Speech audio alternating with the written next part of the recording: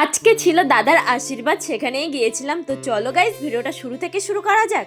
সকাল থেকে কোনো ক্লিপস নেওয়া হয়নি, কারণ আমার শাশুড়ি নেই বাড়িতে, আর আমার মেয়েকে নিয়ে আমার প্রবলেম হয় একটু কাজ করতে, এই জন্য কোনো ক্লিপস নিতে পারিনি। আমি তাড়াহুড়ো করে রেডি হয়ে এখানে চলে আসলাম মামার বাড়িতে।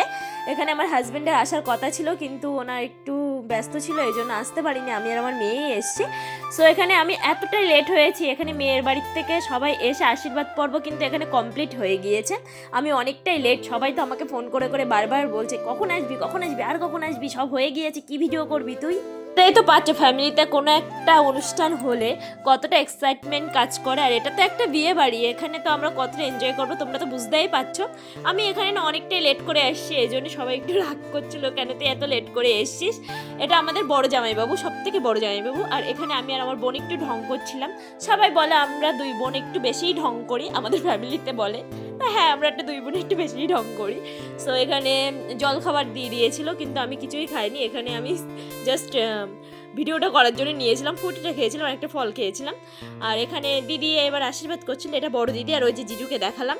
তো এখানে আমরা এত মজা করেছি আজকে, এত গল্প করেছি। আজকে দাদা কিন্তু আশীর্বাদে অনেক টাকা পেয়েছে, ওটাই বলছিলাম দাদা ওই টাকাগুলো দিয়ে আমাদের একটা ব্যাচেলার পার্টিতে, কিন্তু দাদা দিতে রাজি হয়নি। আদেও দেবে কিনা বুঝতে পারছি না, আর বিয়ের মাত্র 5 দিন বাকি আছে, বুঝতেই পারছি না যে ও ব্যাচেলার পার্টি আমাদের দেবে কিনা।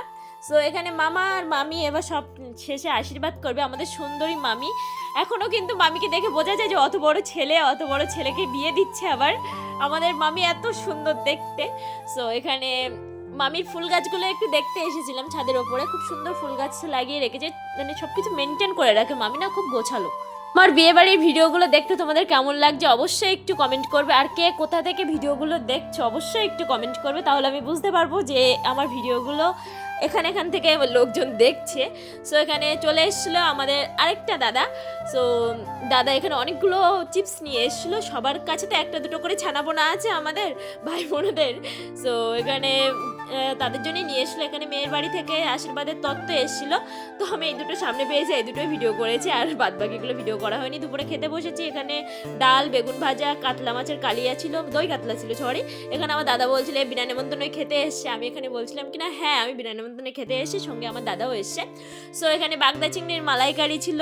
আজকে সব থেকে ইম্পর্টেন্ট, এখানে মাটনের ক্লিপসটা নিতেই আমি নিয়েছি, ভুলে গিয়েছিলাম, মনে করলাম তো মাটনের ক্লিপস নিয়েছি, চাটনি পাঁপড় মিষ্টি, আর মেন যেটা হজমোলা ওটাও ক্লিপস নিতে আমি ভুলে গিয়েছিলাম। এর বাড়ির সবাই এবার চলে যাচ্ছিল আস্তে আস্তে, আর এটা আমাদের সব থেকে বড় দাদা ফ্যামিলিতে। সো এখানে মাসির বাড়ি যাচ্ছিলাম, মাসির বাড়ি মামার বাড়ির পাশে, একটু দেখা করতে যাচ্ছিলাম মাসির সাথে। মাসির শরীরটা একটু খারাপ, তো আমিও এবার বেরিয়ে যাব, এরপরে আমার যেতে হবে আবার ননদের মেয়ের রিসেপশনে। তো আজকের মতো এতটুকুই, দেখা হচ্ছে নেক্সট ব্লগে, টাটা, লাভ ইউ অল।